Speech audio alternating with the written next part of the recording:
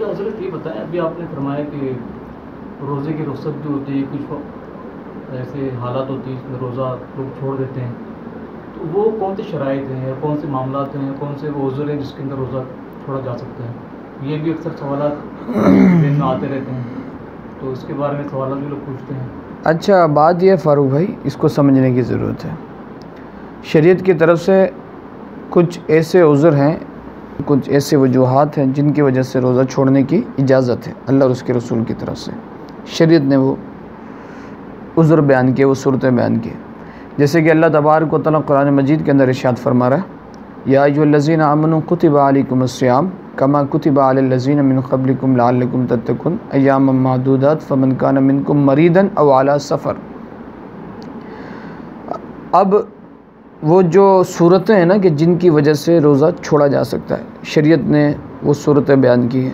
ان صورتوں میں سب سے پہلی صورت ہے سفر۔ کیا ہے؟ سفر۔ اس کو سمجھنے کی ضرورت ہے۔ شرعی سفر کس کو کہتے ہیں؟ شرعی مسافر کس کو کہتے ہیں؟ شریعت میں مسافر اس شخص کو کہتے ہیں جو اپنے شہر سے باہر نکلے۔ جیسے ہم شہر کراچی میں، تو شہر کراچی کا گیٹ، باہر نکلنے کا دروازہ کون سا ہے؟ اس حد شہر کیا ہے کہ آپ آصف اسکوائی یا ٹول پلازا کراس کرتے ہیں۔ اب آپ ٹول پلازا سے باہر نکل تو اپنے گھر سے رہے، اپنے گھر سے لے کر ٹول پلازا تک کی کوانٹٹی نہیں ہے، آپ کا شہر سے باہر نکلنے کا ارادہ ہو اور جہاں جانے کا ارادہ ہو وہ سفر اتنا دور ہو جیسے 92 کلومیٹر سے زائد۔ کیا؟ 92 کلومیٹر سے زائد آپ کا کسی دوسرے شہر میں جانے کا ارادہ ہو۔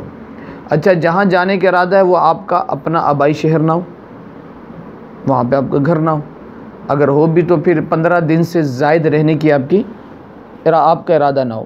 تو جو رشتہ دار وغیرہ ہوتے ہیں، تو جیسے ہم جاتے ہیں بھائی لاہور جاتے ہیں یا پنڈی جاتے ہیں، ملاقات کرنے کے لیے جاتے ہیں، تو وہ ہمارا گھر تو نہیں ہوتا، ہمارا گھر تو شہر کراچی میں، میں پیدا ادھر ہوا ہوں، رہ ادھر رہا ہوں، یا آبائی گھر میں سے یہ بھی تعریف میں علماء نے بیان کیا کہ جہاں اس کی شادی ہوئی ہو، ٹھیک ہے، جہاں وہ رہ رہا ہو۔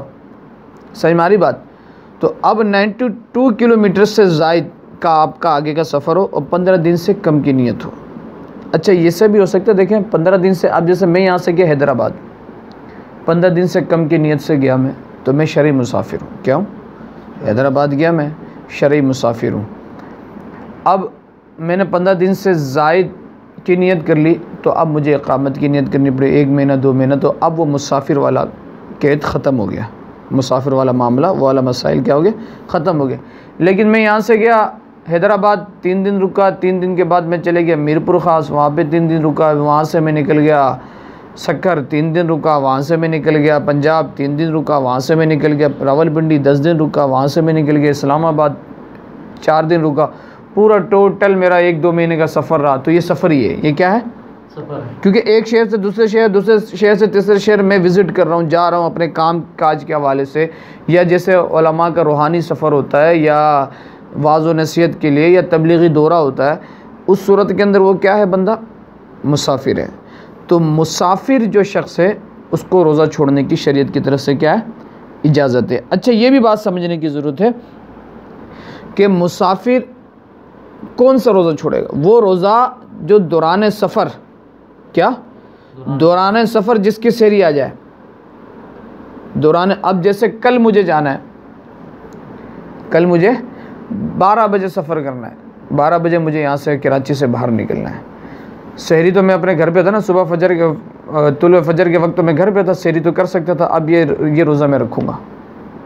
لیکن 12 بجے میں نکلا، اب افطاری میں نے راستے میں کی، ابھی بھی میں سفر میں ہی ہوں، اب اگلا دن کے سحری آ گیا، تو اب مجھے اجازت ہے کہ میں اس روزے کو چھوڑ سکتا ہوں۔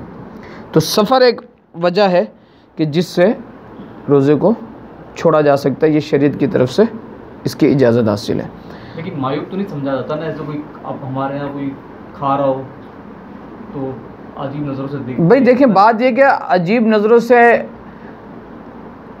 آپ کو تو رب تبارک و تعالیٰ نے فیصلے تھوڑی دیے ہیں، آپ خدا تھوڑی ہو معاذ اللہ کہ آپ لوگوں پر فتوے لگاتے پھرو۔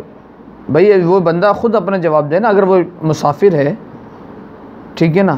اب ایسا تو نہیں کہ آپ ادھر گھر پہ رہ رہے ہیں، اب ہمارے تو کچھ لوگ شاید یہ بھی سمجھتے ہیں کہ یہاں سے بورڈ آفس گئے تو مسافر ہو گئے، کچھ لوگوں نے دین جب کیونکہ لازمی سے بات ہے، دین ہر ایک سے ایرے غیرے سے سنتے رہیں گے تو پھر دین ایسے ہی بیان ہوگا نا، تو پھر فساد ہوگا۔ اعلیٰ حضرت علیہ رحمہ امام احمد خان بریلوی رحمۃ اللہ تعالیٰ فرماتے ہیں کہ غیر عالم دین سے تو وعظ سننا بھی حرام ہے۔ تو جب مسئلہ کسی صحیح عالم سے آپ نہیں سمجھیں گے تو پھر وہ مسئلہ آپ کو پتہ نہیں ہوگا۔ اب میں نے ایسے بھی لوگوں کو دیکھا کہ یہاں سے کورنگی جاتے نا، بولا میں مسافر ہوں۔ ارے اللہ کے بندے، یہ کیا بات ہوگی؟ یہ کون سا، تو شہر سے باہر نکل گیا اپنے۔ اب رہی بات کہ جب اگر آپ سفر میں ہو تو شریعت نے تو آپ کو اجازت دی ہے، آپ روزہ چھوڑ سکتے ہو۔ ہاں یہ الگ مسئلہ ہے کہ روزہ رکھنا افضل ہے۔ اگر بندہ روزہ رکھ لے، جیسے دیکھیں سفر میں روزہ مشقت کی وجہ سے رکھا گیا کہ سفر مشقت ہے، لیکن آج کا سفر مشقت نہیں ہے، بڑا آرام دہ سفر ہے۔ یہاں سے آپ جہاز میں امریکہ نکلتے ہیں، بائی ایئر جاتے، کتنا آرام سے وی آئی پی، شاید آپ کا حضر ایسا اچھا نہ ہو جتنا جہاز کا سفر اچھا ہوتا ہے، لیکن ہمیں عقل کے پیچھے نہیں چلنا، ہمیں اللہ اور اس کے رسول کے دین پہ عمل کرنا ہے۔ یہ تو رب کو پتا تھا نا کہ بھئی ایک وقت ایسا آئے گا کہ اتنا آسان اور اتنا آرام دہ سفر ہو جائے گا، اتنا آرام دہ سفر ہو جائے گا، لیکن اللہ نے ایک اصول رکھ دیا، ایک آسانی ہمارے لیے مقرر کر دی، ہم چاہیں تو اس کو عمل کریں۔ اگر کوئی عمل کرتا تو گناہ گار نہیں ہے، وہ شخص گناہ گار نہیں ہے، اللہ کی طرف سے اس کو آزادی ہے، اللہ کی طرف سے اس کو چھوٹ ہے۔ ہاں کوئی عمل کرتا ہے، روزہ رکھتا ہے، تو یہ اس کا وہ راہ عظمت پہ عمل کر رہا ہے، راہ رخصت پہ نہیں عمل کر رہا ہے، اس کو اللہ تبارک و تعالیٰ اور زیادہ ثواب عطا فرمائے گا۔ تو ہمیں معیوب سمجھنے کی یا اس کی طرف توہین آمیز الفاظ کہنے کی ضرورت نہیں ہے۔ تو یہ یعنی روزہ چھوڑنے میں سے ایک عذر آپ کا کون سا ہو گیا؟ سفر ہے۔ سفر جو ہے وہ روزہ چھوڑنے کی اجازت دے دیتا ہے، قرآن و حدیث اور اللہ اور اس کے رسول کے احکام کے مطابق۔